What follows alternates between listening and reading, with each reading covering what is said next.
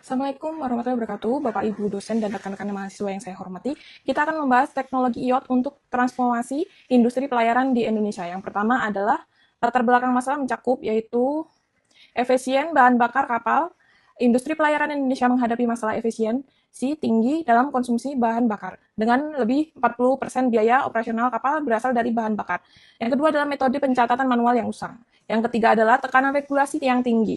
Organisasi Maritim Internasional yaitu IMO mengharuskan setiap kapal melaporkan konsumsi bahan bakar serta emisi karbon sesuai standar data DCS dan Energy Efficiency Exciting Ship Index. Yang keempat adalah keterbatasan teknologi pelayaran lokal. Selanjutnya adalah potensi dan peluang pasar, yaitu yang pertama adalah kondisi pasar kapal Indonesia, yang kedua adalah nilai pasar global, yang ketiga adalah dorongan regulasi.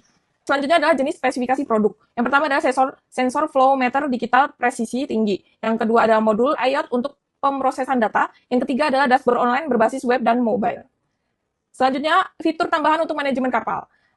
Fitur seperti GPS tracking dan alat analisa performa mesin menambahkan keunggulan produk ini. Yang kedua adalah efisien dan kepatuhan internasional. Selanjutnya adalah karakteristik pasar sasaran, yaitu ada jenis pelanggan, ukuran kapal, wilayah pasar. Karakteristik pasar sasaran yaitu untuk kebutuhan utama pelanggan, transparansi pelaporan konsumsi bahan bakar, pengendalian biaya operasional, dan memastikan kepatuhan terhadap regulasi internasional untuk emisi karbon. Yang kedua adalah tren pasar. Oke, selanjutnya akan dijelaskan oleh Pak Zulkarnain. Akan melanjutkan di part 2. Di part 2 mengenai masalah utama bahan bakar. Masalah utama ialah terdapat 5 pokok yang harus diketahui. 1. Pencatatan manual bahan bakar, risiko manipulasi data, ketergantungan ini. 4. Kesulitan pelaporan emisi. 5. Ketergantungan pada sistem manual. Dengan 5 masalah pokok ini, kita akan mengambil intinya, karena ini masih menggunakan sistem lama, sehingga kesulitan untuk mencatat hal-hal yang bisa kebocoran dalam manipulasi data, sehingga kami mengadakan ada solusinya yang tepat, 3 solusi produksi. Dengan solusi produksi sistem bahan bakar berbasis IoT, solusi ini menawarkan teknologi berbasis Internet of Things IoT untuk pemantauan bahan bakar secara real time. Kemungkinan data konsumsi bahan bakar dialihkan langsung ke server pusat secara otomatis, sehingga pemantauan real time produk dilakukan secara flow meter, yang mana lonjakan konsumsi bahan bakar secara langsung bisa dideteksi sebelum terjadi kerusakan.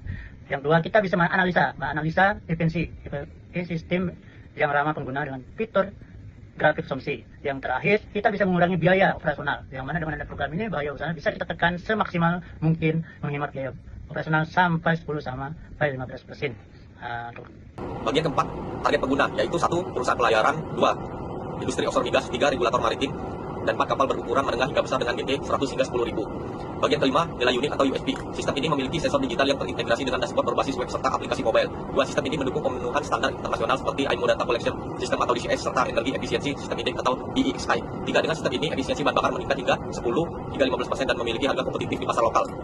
Bagian keenam, bukti validasi. Untuk secara global yaitu 1. Kerugian global akibat inefektivitas bahan bakar ialah 18 miliar USD setiap tahunnya. 2. Sistem ini mampu mengurangi pemborosan hingga 10-15%. Untuk validasi secara lokal yaitu 1. Sebanyak 33.000 kapal yang beroperasi di Indonesia belum memiliki sistem ini dan termasuk persyaratan dari pihak charter. 2. 90% logistik nasional bergantung pada jalur laut.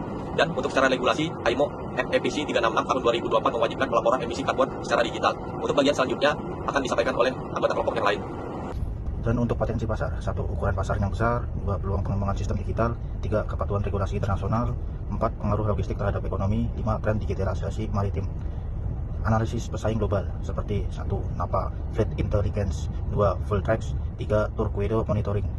Dan untuk posisi strategis produk SMVMS di pasar lokal, seperti adaptasi teknologi IoT dengan harga bersaing, fokus pada kapal tonase medium, dan keunggulan layanan lokal.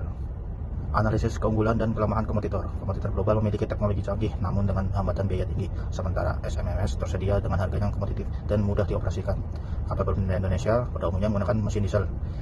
Dibandingkan pengukuran manual yang masih dominan di kapal Indonesia, menghadirkan alat digital modern yang mengurangi potensi kesalahan manusia dan memberikan transparansi penuh kepada pemilik kapal. Potensi kolaborasi dan penguatan strategis. Dapat berkolaborasi dengan produsen lokal seperti PT Marintex Nusantara dan penguatan daya saing dengan sertifikasi IMO dan fokus segmentasi khusus seperti peningkatan solusi untuk kapal logistik dan perikanan. Dalam mengembangkan efisiensi dan transparansi peralatan ini di dunia pelayaran, kami akan melakukan beberapa tahap pengembangan. Yang pertama yaitu kami melakukan uji coba di beberapa kapal logistik dan kapal feri. Yang kedua, kami melakukan pengembangan penyimpanan data di cloud sehingga nanti memudahkan perusahaan dalam mengambil data jika diperlukan. Yang ketiga itu adalah kami mencoba mengkoneksikan alat ini dengan ERP perusahaan, serta yang keempat adalah kami akan memperluas penggunaan alat ini di pelabuhan-pelabuhan besar di Indonesia. Untuk prototipe dari alat ini dapat dilihat sebagai berikut.